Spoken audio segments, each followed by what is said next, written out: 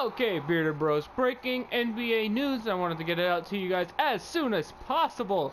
It has just been announced, actually not too long ago from the moment of this recording, that the Pacers have officially traded forward Paul George to the Oklahoma City Thunder. And that's not the only news we actually have today. Turns out Blake Griffin is re-signing with the Clippers on a 5-year, $176 million deal with no trade clause that usually comes with a superstar re-signing. So what does this mean for the West? Well, first of all, it's almost crippling to the East because yes, the Pacers were only a 7 seed last year, but now it's almost guaranteeing that the 8th seed will be extremely disappointing. Now, Pacer going to the Thunder. Let's talk about that first.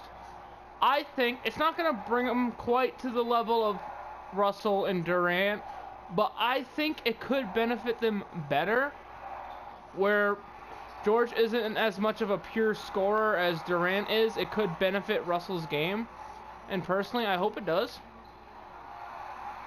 It should alleviate some of the board pressure from Cantor and Adams.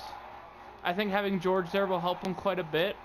It should improve their three-point percentage that was probably the league's worst. All they gave up in return was a second-year big man and Victor Oladipo, a guard that used to play for the Magic.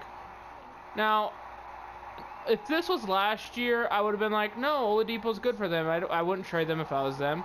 But he was extremely disappointing last year, extremely streaky, had extreme cold spells, just horribly inconsistent, and I think it eventually cost the Thunder because they didn't have a second option in the playoffs, and it really showed, and it cost them the game. So do I think having Paul George makes that any better? Maybe not necessarily. Depending on their first round draw, they could get the Timberwolves. I don't know if they can handle them right now, but I think their survivability from what where they were previously at does go up. I think they're more likely to win a series now than they would have been if they didn't go for George. The only bad negative thing I would have to say about this trade is the fact that George has voiced that he's gonna not pick up an option for the year after, and he's gonna go to the Lakers. So will the Thunder be successful enough to where they stave off George wanting to leave? Because that's gonna be the hinge on whether this is a good trade or not. If George just ups and goes after this year, it's gonna be all for naught, which is gonna suck. But I think if you're the Thunder, you have to risk it, because ever since you lost Durant, you're not really the same. So overall I rate this trade I guess a C+ for the Pacers, because they got so little back than what they could have got, because they refused to trade him to an Eastern Conference team.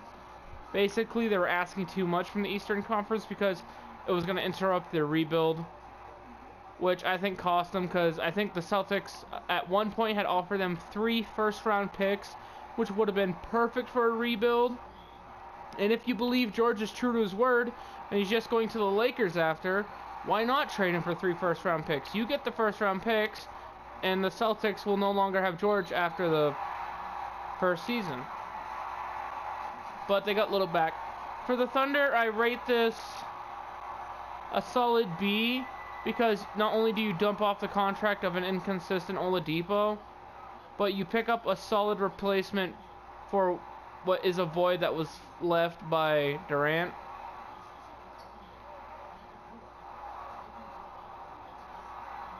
And also, the Griffin re-signing with the Clippers. I have some speculation on this. I'm not sure if I'm anywhere close to correct, so don't quote me on this. I believe the Clippers might not be seriously thinking about keeping him. I mean, yeah, they want to, because it's basically just going to be him and Jordan on the team offensively. Redick's probably leaving. Not sure about Crawford. Austin Rivers is very subpar at best.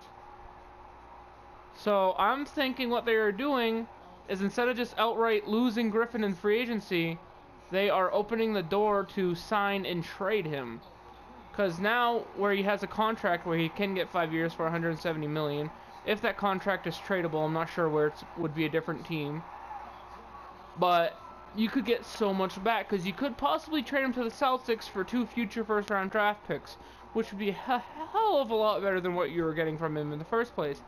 Other than that, if you sign Griffin to a 5-year, $176 million contract as your leading star and you don't have a seriously good contending point guard, you are dooming yourself, because with his injury history, you're basically saying, we want to save face, we want to look good, we don't want to bother rebuilding, we just want to stay mediocre for now.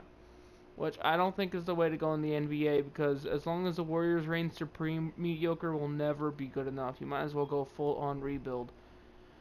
Anyway guys, thank you for watching. That's the breaking NBA news that we just had out of the news, obviously. If you guys do enjoy this video, leave a like, comment, subscribe. There will be plenty more free agency buzz, because as this video goes up, free agency is about to open, so expect some videos like pumped out non-stop going over all the news and all the coverage, because I want to be one of the first people you hear it from. Anyway guys, you have a good day. I'll see you in the next one. Peace.